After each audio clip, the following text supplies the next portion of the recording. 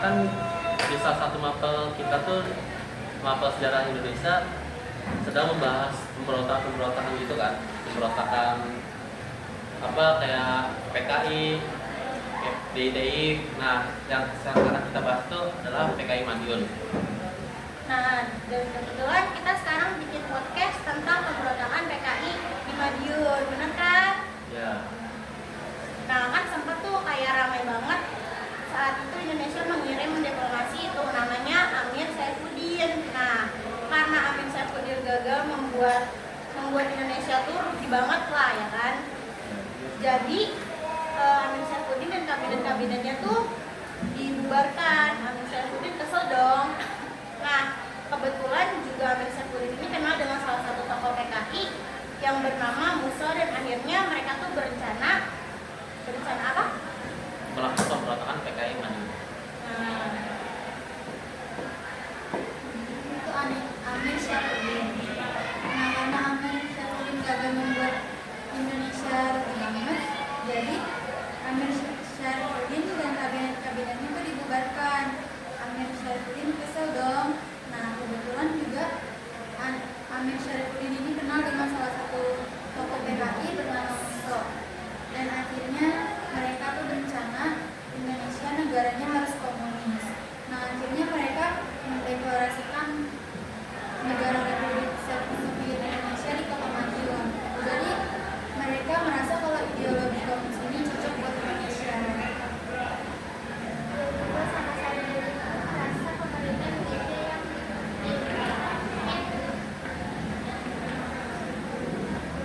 digantikan dengan Motta dan Soekarno.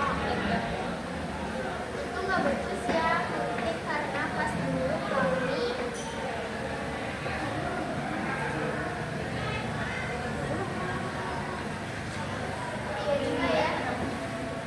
Iya juga ya, sama Saifuddin tuh merasa pemerintah Indonesia yang dipimpin digantikan dengan Motta dan Soekarno. Itu nggak becus ya, mungkin karena pas dulu Indonesia juga kan punya banyak negara lama-lama. Jadi mungkin daripada berbeda-beda gitu, mending disatuin aja jadi komunis gitu. Jadi kayak biar satu pemahaman juga kan. ya betul. Nah, terus kita kira-kira kronologinya gimana ya? Ada yang tahu nggak nih? Kronologinya ya, boleh ya dari pemicu dari pemberontakan itu. Waktu September 1948 kalau tidak salah ya.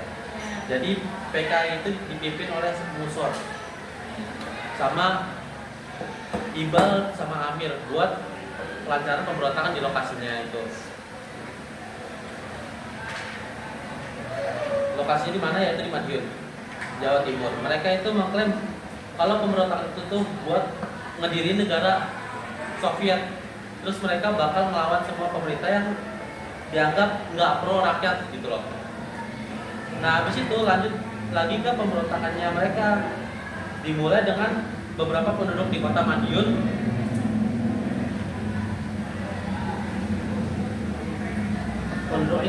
itu tuh beberapa wilayah sekitarnya ya, sekitar Madiun lah.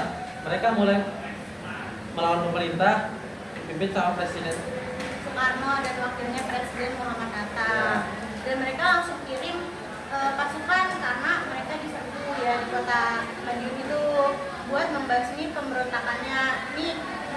Pemberontakannya inilah setelah udah dikirim sama Pak Presiden, pertama kita beberapa minggu pertempuran pasukan pemerintahnya itu berhasil menguasai Madiun. Lagi pada akhirnya September 1948. Nah, si Muso ini salah satu pemimpin PKI tewas di si Muso ini salah satu pemimpin PKI tewas di pertempuran mereka. Sementara Amir Saifuddin sama beberapa pemimpin kayaknya ditangkap terus kemudian dieksekusi seperti itu. Kosong banget ya, pemimpin-pemimpin PKI akhirnya ditangkap juga dan dieksekusi. Iya benar. Terus itu apa namanya? Kayak napi Indonesia, orang-orang yang lagi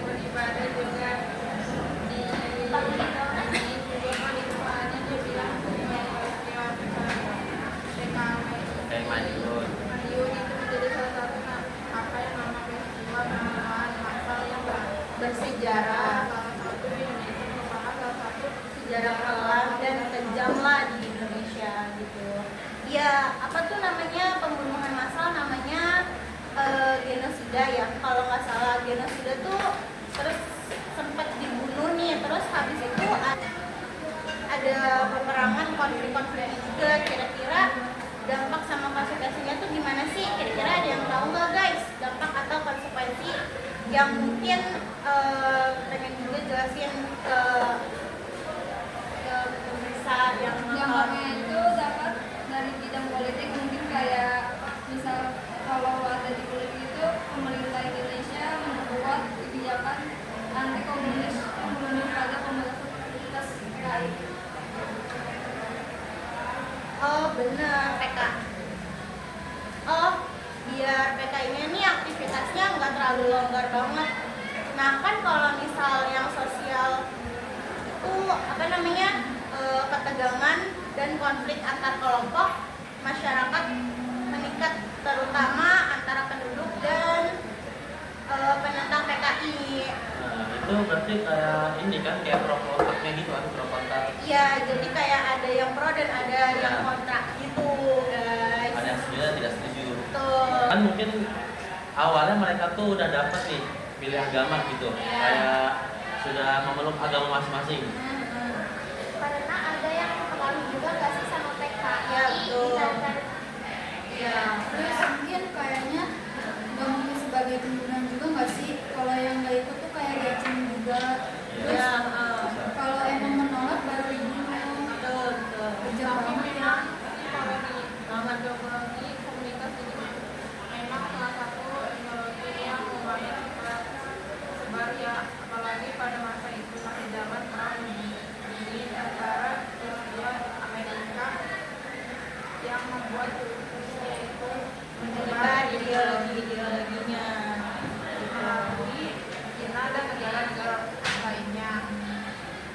Begitu apa juga Cina ke Indonesia banyak juga Yang lewat perdagangan gitu, guys. Terus dari ekonomi itu bagaimana? nah kan pasti banyak nih dari pedagang-pedagang juga kayak yang dari Cina, dari berbagai negara mereka membawa agama ideologi masing-masing. Ya. Nah, itu gimana nih kalau dari segi ekonominya tuh pemberontakan PKI Madiun ini dan operasi militernya ini cukup menyebabkan banyak kerugian sih buat Indonesia, apalagi kan kondisi ekonomi zaman dulu dan buruk ya. Terus mereka diperparah lagi sama keadaannya pemberontakan ini. Jadi ya biaya militernya makin nambah lagi, makin hancurlah, turun lagi. Tapi kalau nggak salah sih waktu itu aku pernah dengar juga, jadi pada saat Kan bisa tadinya seperti yang aku bilang kan, waktu itu masih zamannya perang dingin. Seperti yang Angel bilang, pada saat itu kan masih perang dingin antara Rusia Amerika sama Soviet kan, lagi bertempur antara kedua ideologi kapitalisme dan juga komunisme. Itu membuat ketika Amerika tahu tentang adanya PKI Madiun ini, mereka membantulah pihak Indonesia kayak gitu guys, untuk melawan pihak tersebut, komunis itu gitu. Dua ideologi yang paling gede dulu ya, dulu negara superpower sampai hari ini ya, tapi lebih dominan kapitalisme. Komunis cuman kehitung jari lah negaranya yang masih bertahan, kayak Korea Utara sama Cina kayak gitu guys. Terus kan kalau misalnya kita ulik lagi nih lebih dalam dulu ya, kayak sejarahnya gitu, analisis historinya itu gimana ya, kayak ya gitu lebih dalamnya, kayak iya betul, sari kayak pemerintahnya kayak bagaimana. Kalau misalnya dari responnya itu bisa dibilang sangat intens, soalnya bisa PKI Madiun ini pemberontakan ini secara tiba-tiba terjadinya, munculnya juga gitu. Salah satu partai, terus juga PKI sendiri itu kan salah satu partai yang mendukung Soekarno. Kan pada saat itu juga banyak orang yang tidak suka dan menentang pemerintah Soekarno. Ya pada saat itu juga banyak dengan adanya PKI ini. Pokoknya sistem politik pada saat itu tuh mulai tegang lah, tegang politik pada zaman itu lagi tegang-tegangnya, apalagi masih ada tekanan dari luar juga seperti Belanda. Terus malah selesai, terus baru aja selesai malah muncul PKI gitu.